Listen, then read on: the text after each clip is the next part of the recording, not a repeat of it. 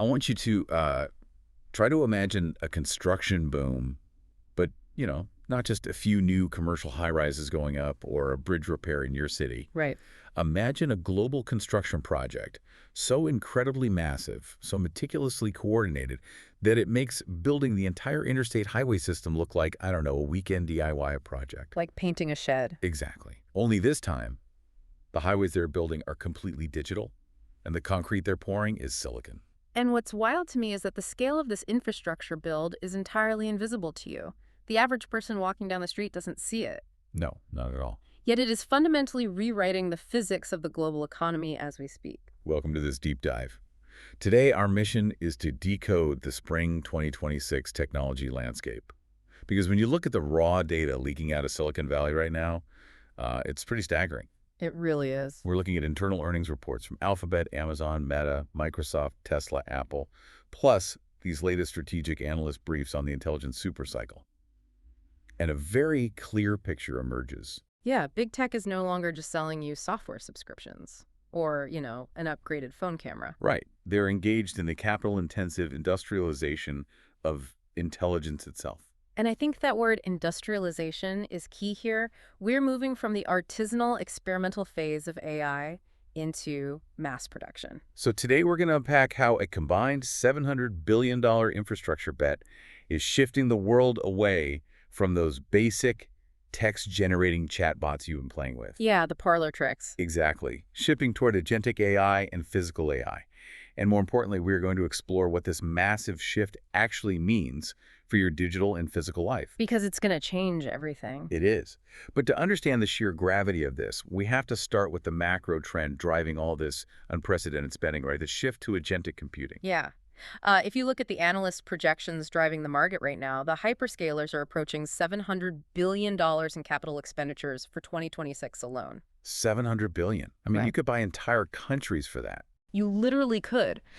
But to comprehend why they're deploying capital at that kind of velocity, you have to look at the transition from generative AI to agentic AI. Right. We see this all over the source material. The rollout of tools like Claude Code, OpenAI Codex, Meta's Muse Spark. Generative AI was, like we said, a parlor trick compared to this. You gave a model a prompt, it gave you a poem. Yeah, or a funny image. But agentic AI completely flips that interaction model. Let me try a relatable analogy for you here. Think of a standard generative chatbot like an intern that you have to aggressively micromanage. Oh, that's a good way to put it. Right. You give them a highly specific task, they do it, they bring it back, and then they just sit there staring at you, waiting for your next exact instruction. Yeah, zero initiative. Exactly. But an AI agent is like a senior project manager. You give them a high-level goal like research our top 3 competitors, compile a pricing matrix, and draft a strategy memo. And then that agent goes off on its own. Yes. It opens different software tools, it runs its own web searches, it hits dead ends, corrects its own errors, and executes the entire multi-step loop independently. But the jump from the intern to the senior project manager requires an exponentially larger amount of processing power. Right, because it's doing so much more. When that agent is running background loops, trying different software tools, and self-correcting, it is consuming massive amounts of compute in the dark. Yeah. It isn't just answering one query. It's running 50 queries for every one task you assigned it. I have to push back here, though, because a $700 billion price tag for this infrastructure feels terrifyingly familiar. You're thinking of the dot-com bubble. Isn't this just the dot-com bubble on steroids? I mean, in 2000, telecom companies laid millions of miles of fiber optic cable because they thought they had infinite demand. Right, the build it and they will come mentality. Exactly. But then the startups went bankrupt, the demand vanished, and the infrastructure just sat dark for a decade. Mm-hmm. Why won't these AI buyers go bankrupt before this pays off? It's a fair question. But the crucial difference is the institutional metric the market is using to value these companies today, the compute-to-revenue pipeline. Compute to revenue. Yeah. NVIDIA's CEO, Jensen Huang, states it outright in the report. He says, compute equals revenue. This isn't some speculative build-out hoping for future consumer adoption. Right. There is immediate, massive commercial demand from deeply capitalized enterprise businesses. So they aren't building data centers hoping people show up. The enterprise clients are already banging on the door. Oh, they're already inside the house. Look at Microsoft's Q3 of fiscal 2026 numbers.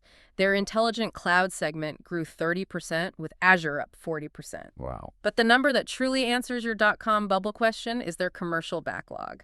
$627 billion in remaining performance obligations. Wait, $627 billion. Yes. That is a contractual backlog. Customers have already signed the dotted line committing to spend that money. The hyperscalers are spending $700 billion in a frantic, panicked race just to clear the backlog they already sold. Man, that dramatically shifts the perspective. So if that is the demand side of the equation, let's look at who is actually pouring the silicon concrete. The hardware arms race? Yeah. And obviously, you cannot talk about that without looking at NVIDIA's Q4 fiscal 2026 results, which are almost gravity-defying.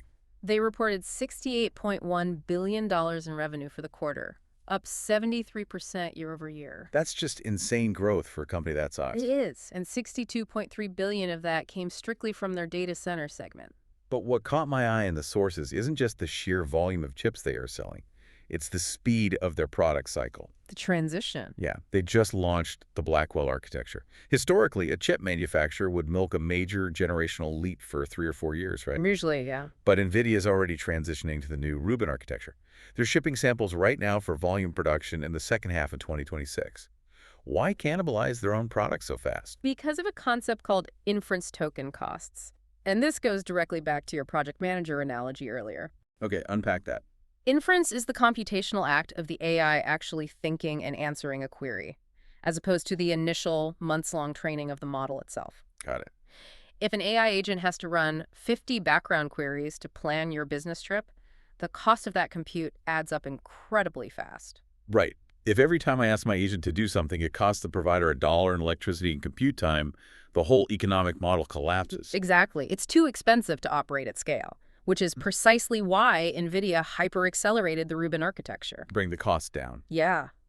Our sources indicate Rubin is engineered specifically to reduce those inference token costs by 10x. A tenfold reduction. Right. And that drop is the economic enabler for the entire agentic era. Without it, autonomous agents just aren't viable at a global scale. And hyperscalers are paying a massive premium for this. I mean, the analyst briefs mentioned the NVIDIA tax. Oh, yeah, the NVIDIA tax is very real. Because it isn't just the processor, right? Yeah. NVIDIA's networking segment technologies like NVLink and Spectrum-X hit $11 billion in revenue alone. Yeah, because those act as the high-speed nervous system, tying tens of thousands of individual chips into one giant supercomputer. Which you need for these models. Exactly. You can't just plug these chips into a standard server rack. You are buying NVIDIA's entire proprietary ecosystem. Wait, if I'm Amazon or Google and I'm spending tens of billions of dollars on this infrastructure, I am not going to sit there and pay the NVIDIA tax forever. Yep. If compute is my raw material, wouldn't I just build my own custom chips to avoid paying NVIDIA's massive retail margins? And that is exactly the structural rebellion happening behind the scenes right now. Look closely at Amazon's Q1 results. AWS is booming. Revenue is up 28% to $37.6 billion. But a massive driver of those margins is Amazon's custom silicon, their Trainium and Inferentia chips. They design those themselves. Right, and they have already hit a $20 billion annualized revenue run rate just from their in-house chips. $20 billion from chips they design themselves. That is a massive chunk of change not going to NVIDIA. Alphabet is doing the exact same thing with their tensor processing units, or TPUs. They are even selling access to these custom TPUs to third-party customers now. So they're competing directly. Yeah. Vertical integration fundamentally changes the physics and economics of a data center. By designing the chip specifically for their own architecture, they can custom build the cooling, optimize the power draw, and dramatically lower their compute costs. They essentially pay near cost for the hardware. Exactly. Okay, so the hardware is scaling, costs are dropping, and compute is becoming cheaper. But here's my question. Shoot. If I have a brilliant AI agent that does all my web browsing and research for me, I'm not clicking on blue links anymore. I'm not looking at banner ads. Right. Shouldn't this massive leap in AI completely cannibalize Google and Meta's core business models? See, that has been the dominant bear case for the last 2 years. The market assumed conversational AI bots would just destroy traditional search and social feeds. But they didn't. No, Alphabet's Q1 narrative completely defied that disruption model.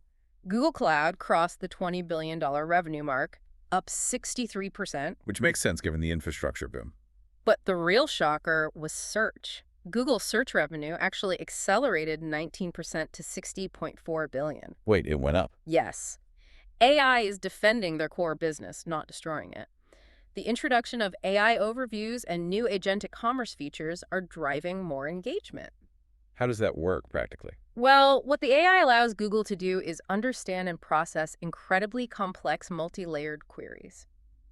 In the past, if you typed a highly specific 5-part question into Google about planning a specialized dietary menu for a remote camping trip. It would just spit out fragmented links. Right. Standard algorithms couldn't really match that with a relevant ad. But now, the AI understands the exact intent and context perfectly. Oh, I see. It can dynamically synthesize the answer while simultaneously serving highly targeted premium ads for camping gear and specialty foods right within the overview. So the AI is unlocking the ability to monetize complex queries that used to be totally unmonetizable. Exactly. It's expanding their ad inventory. And we see that same defensive strength over at Meta, don't we?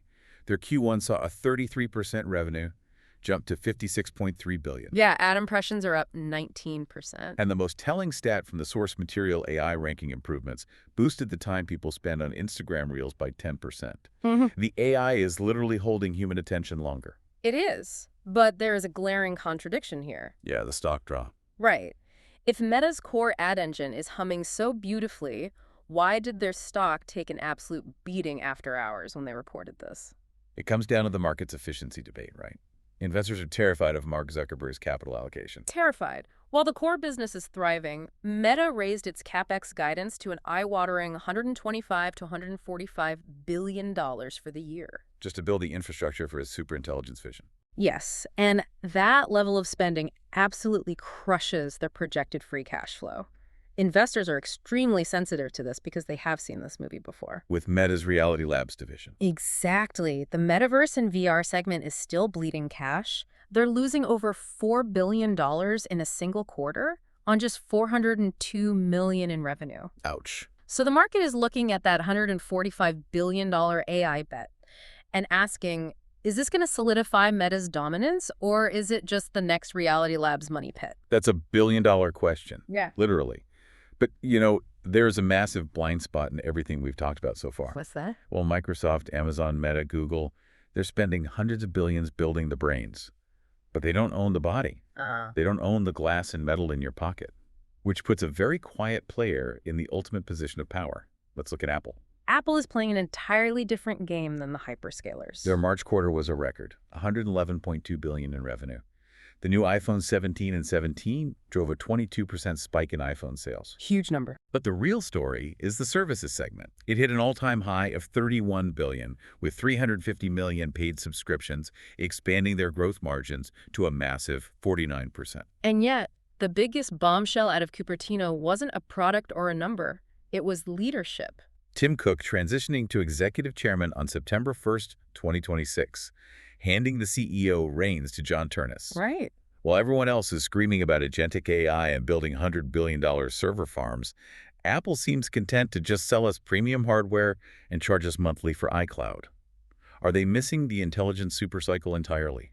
Quite the opposite. Apple is the ultimate monetization funnel. How so? The hyperscalers are fighting a brutal, capital-intensive war to build the back-end utility, but Apple controls the installed base. They control the interaction point. Exactly. For over 1 billion high-income consumers, they don't need to build the world's biggest supercomputer. They just have to act as the toll booth to access it. And that explains the John Ternus promotion. It does. Ternus comes strictly from the hardware engineering side. His specific challenge as the new CEO is to seamlessly integrate these massive AI models directly into Apple's physical hardware ecosystem. We are already seeing the foundation laid with the new M4 iPads and the MacBook Neo mentioned in the reports. Yeah. Apple's strategy is localized, on-device inference.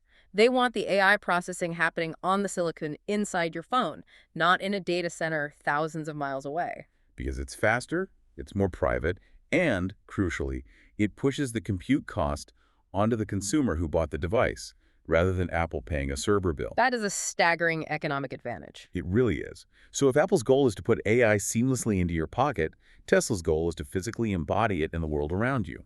Let's shift our focus from digital agents in the cloud to physical AI. If you read through the stack of sources, Tesla's Q1 2026 report is by far the most complex to parse. The automotive numbers alone were brutal. Deliveries missed expectations at 358,000 vehicles. But the major red flag is the production gap. Yeah. They produced over 408,000 vehicles. That means they added 50,000 unsold cars to their inventory in just 3 months. That's a lot of metal sitting on lots. And their energy storage business, which everyone pointed to as their saving grace, plummeted 38% to just 8.8 gigawatt-hours. On the surface, those are the metrics of a legacy automaker in a severe demand crisis. Right. But then you look at the financials, and it's full of contradictions. Right. Their earnings per share actually beat estimates at 41 cents. Their margins rebounded to 21.1%. Thanks to lower material costs and some one-time benefits, yeah. And surprisingly, their free cash flow was positive at $1.4 billion. Yeah. But I have to ask the obvious question here. Producing 50,000 cars that nobody buys is catastrophic. Yeah. Is Elon Musk's constant narrative about physical AI and robotics just a shiny distraction to stop Wall Street from looking at a broken car business? It is the easiest criticism to make, but if you look strictly at the capital allocation detailed in the Q1 report, you see the truth. Where's the money going? The capital allocation proves it isn't just a narrative distraction. It is an aggressive physical pivot of the entire company.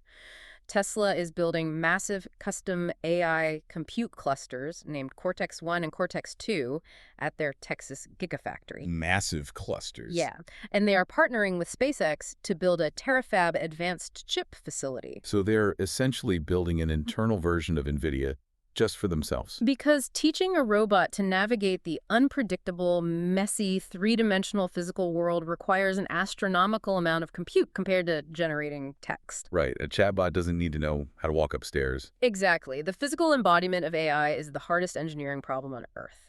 We see the software side of this manifesting with the launch of their unsupervised robotaxis in Dallas and Houston this past April. But the manufacturing side is the real story, isn't it? Look at Optimus, their humanoid robot. Yeah, the sources explicitly note they are preparing the Texas Gigafactory for Optimus right now. They are designing a first-generation assembly line capable of producing 1 million humanoid robots a year. 1 million a year. And to physically make room for that line, they are ripping out the old Model S and Model X car manufacturing equipment. They're literally tearing out automotive infrastructure to build robotics infrastructure. It's wild. And there is a hard truth buried in these documents that highlights just how painful this transition is going to be.